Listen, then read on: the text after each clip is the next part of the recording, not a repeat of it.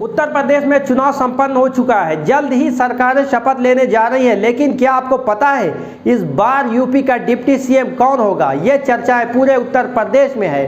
चुनाव हारने के बाद केशव मौर्य की डिप्टी सीएम की कुर्सी खतरे में दिखाई पड़ रही है।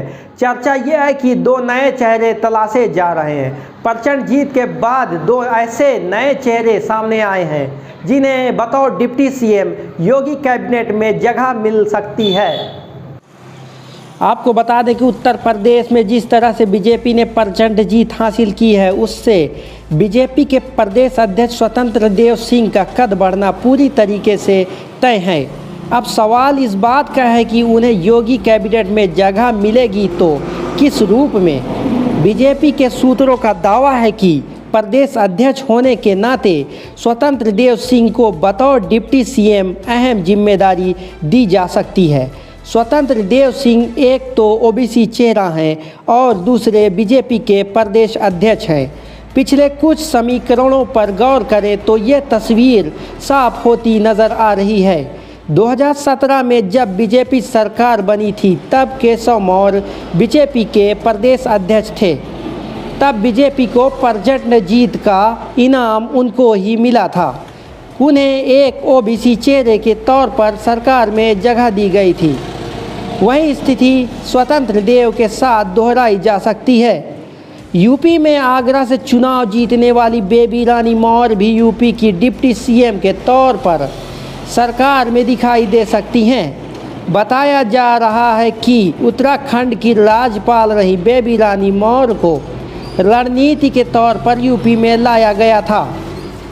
यूपी लाने के बाद उन्हें बीजेपी का राष्ट्रीय उपाध्यक्ष बनाया गया था और बाद में उन्हें बीजेपी ने एक दलित चेहरे के तौर पर प्रोजेक्ट किया था। बेबी रानी मौर्य भी उसी जाटो समाज से आती हैं जिसमें मायावती ताल्लुक़ रखती हैं। बीजेपी की रणनीति बेबी रानी को एक दलित चेहरे को आगे करके मायावती के कोर वोट बैंक में सेंध लगाने की है। इस बार के नतीजे बता रहे हैं कि बीजेपी ने दलित वोट बैंक में अच्छी सेंधमारी की है। लिहाजा 2024 के चुनाव से पहले इसमें और धार देने के लिए बेबी रानी को बतौर डिप्टी सीएम सरकार में शामिल किया जा सकता है। ऐसा करके बीजेपी जाटों और ख़ास तौर से दलित समाज को आसानी से साध सकती है। वर्तमान में योगी सरकार में दो डिप्टी सीएम काम कर रहे हैं।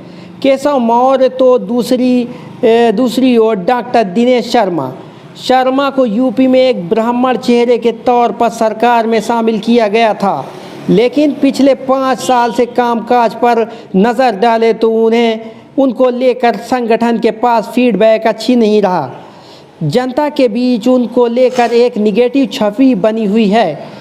इसीलिए बहुत कम संभावना है कि नए मंत्रिमंडल में उनके नाम पर विचार किया जाए। इसी तरह दूसरे डिप्टी सीएम का दावा तो बेहद ख़राब हो चुका है। मौर्य तो सिराथू से चुनाव ही हार गए। चुनाव हारने के बाद वैसे भी उन पर दबाव ज़्यादा है और सरकार में रहने या न रहने का फैसला पूरी तरह से आला कमान ही तय करेगा।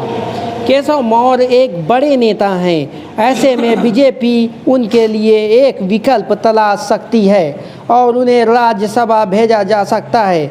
वहां सरकार में रहकर अपने समाज का प्रतिनिधित्व भी कर सकते हैं। Bureau report ZTV India.